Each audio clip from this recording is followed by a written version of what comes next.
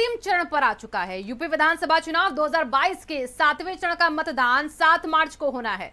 बात करें यूपी के 7वें चरण की तो वीआईपी सीटों की तो उसमें फूलपुर पवई विधानसभा सीट काफी चर्चा में है, लेकिन आखिर क्यों, वो भी रिपोर्ट से समझिए।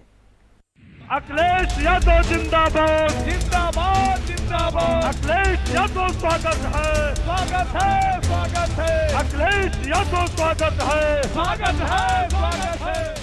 यूपी विधानसभा चुनाव के अंतिम चरण में पूर्वांचल में पॉलिटिकल रण का आगाज हो चुका है। कई वीवीआईपी की साख दांव पर लगी है। बात करें यूपी की हॉट सीटों की तो आजमगढ़ जिले की Phulpur Pawai seat hot seat है।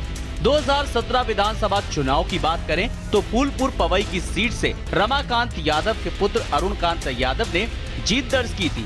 उन्होंने सपा के श्याम बहादुर यादव को हराया और विधायक बने, लेकिन इस बार मामला कुछ अलग है।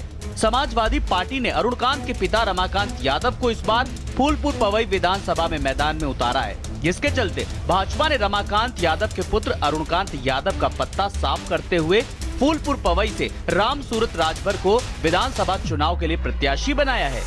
उत्तर प्रदेश विधानसभा चुनाव के 7वें चरण में जहां पे मतदान होना है, उसमें आजमगढ़ जनपद की 10 विधानसभा सीटें भी शामिल हैं। यहाँ की फूलपुर पवई विधानसभा सीट काफी हार्ड सीट मानी जा रही है, क्योंकि यहाँ पर समाजवादी पार्टी ने बाहुबली पूर्व सांसद रमाकांत यादव को प्रत्याशी बना करके दांव खेला है। यहाँ पर पिछले चुनाव में भारतीय जनता पार्टी ने रमाकांत के ही बेटी अरुणकांत यादव को विधायक बनाया था, प्रत्याशी बनाया था, और वो 5 साल तक विधायक रहे। लेकिन इस बार जब समाजवादी पार्टी ने रमाकांत यादव को प्रत्याशी घोषित किया तो भारतीय जनता पार्टी ने अरुणकांत यादव का टिकट काटते हुए राम सूरत राजभर को प्रत्याशी बना दिया है। अगर हम बात करें सपा प्रत्याशी रमाकांत यादव की तो रमाकांत यादव पूर्वांचल की राजनीति के पुराने धुरंधर माने जाते हैं। फूलपुर पवई विधानसभा के राजनीतिक इतिहास पर नजर डालें तो यहाँ 17 विधानसभा चुनाव व उपचुनाव में 6 बार रमाकांत यादव परिवार का कब्जा रहा है। वर्तमान में ये सीट रमाकांत यादव के परिवार में ही है। फूलपुर पवई विधानसभा में 3,28,000 मतदाता हैं, जिनमें 1,71,000 पुरुष मतदाता हैं, तो वहीं 1,57,000 महिला मतदाता हैं। जानकारों की माने तो आजमगढ़ की फूलपुर पवई विधानसभा सीट पर समाजवादी पार्टी का मुकाबला बीजेपी से बताया जा रहा है। देखना दिलचस्प होगा कि क्या इस सीट पर रमाकांत यादव अपना दबदबा कायम रख पाते हैं या फिर इस बार समीकरण बदलेंगे। ब्यूरो रिपोर्ट, भारत समाचार। यहाँ पर कुल 3,28,000 मतदाता हैं, जिसमें 1,71,000 पुरुष मतदाता हैं और 1,57,000 महिला मतदाता हैं। 3,28,000 मतदाता यहाँ के प्रत्याशियों का भाग्य का फैसला करेंगे। आपको बताते चले कि यहाँ पर समाजवादी पार्टी और कांग्रेस ने मुस्लिम प्रत्याशी दे करके मुस्लिम मतों का विभाजन कर दिया है, जिसकी वजह से समाजवादी पार्टी के लिए राह थोड़ी कठिन हो गई है और यहाँ पर सीधी टक्कर रमाकांत यादव को बीजेपी के राम सूरत राजभर दे रहे हैं। कैमरामैन आदर्श के साथ सुधीर सिंह, भारत समाचार, आजमगढ़।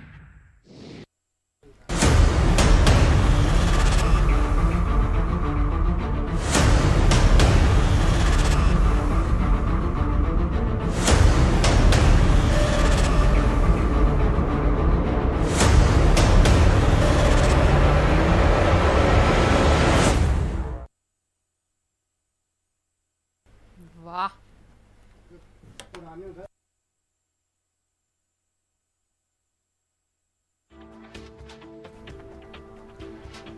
तो देखिए आखिरी चरण के रण को लेकर तैयार हर राजनीतिक दल है और हर पार्टी यही चाहती है कि आखिरी चरण उनकी पार्टी फतेह करे। लेकिन आज इस सुबह की तस्वीर देखी है, जब आज पोलिंग पार्टियों को ईवीएम मशीन के साथ साथ उनकी पोलिंग बूथों तक रवाना किया गया है। सुबह 7 बजे से ही वोटिंग प्रक्रिया शुरू हो जाएगी और इसी के चलते 54 विधानसभा सीटें हैं जहां पर कल वोट डाले जाने हैं और इसी को लेकर प्रशासन तैयार है।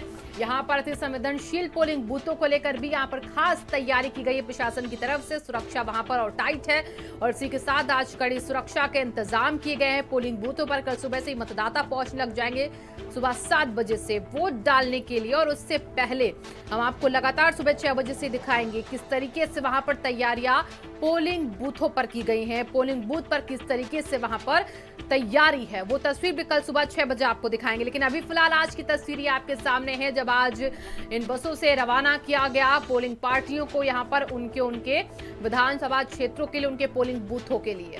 तो अलग अलग विधानसभा क्षेत्र हैं जहां के लिए आज पोलिंग पार्टियां रवाना हो चुकी हैं। और इसी के साथ कल हम आपको एग्जिट पोल भी बताएंगे शाम 7 बजे से, यानी कि कल आखिरी चरण का मतदान होगा, जिसके 1 घंटे बाद आपको भारत समाचार पर एग्जिट पोल की भी तस्वीर साफ करेंगे कि एग्जिट पोल में किस पार्टी को कितने वोट और कितनी सीटें मिल रही हैं, उसका भी पूरा ब्यौरा होगा। और इसी के साथ कल लगातार सुबह 6 बजे से शाम तक आपको हर एक सीट का अपडेट भारत समाचार पर मिलेगा।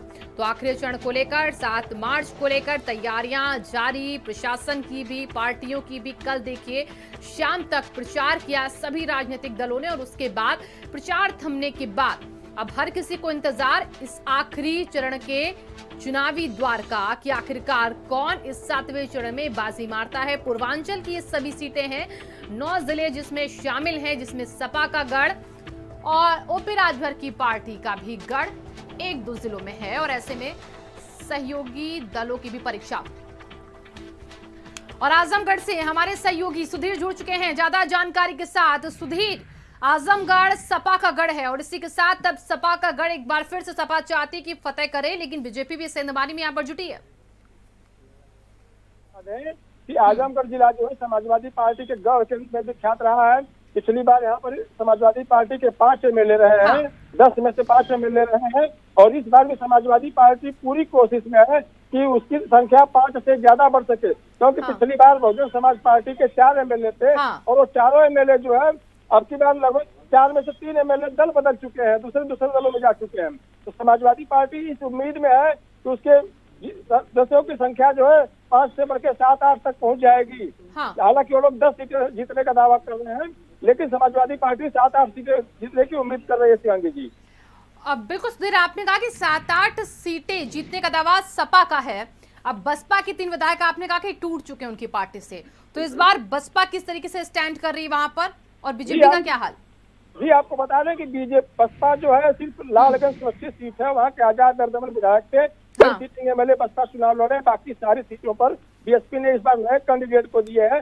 और बीएसपी के कैंडिडेट जो है यहाँ पे आज तक के राजनीतिक इतिहास में बीजेपी और समाजवादी पार्टी बीएसपी से लड़ती आई है, लेकिन अब की बार सत्ताधारी पार्टी होने के नाते भारतीय जनता पार्टी सभी सीटों पर कड़ी टक्कर दे रही है।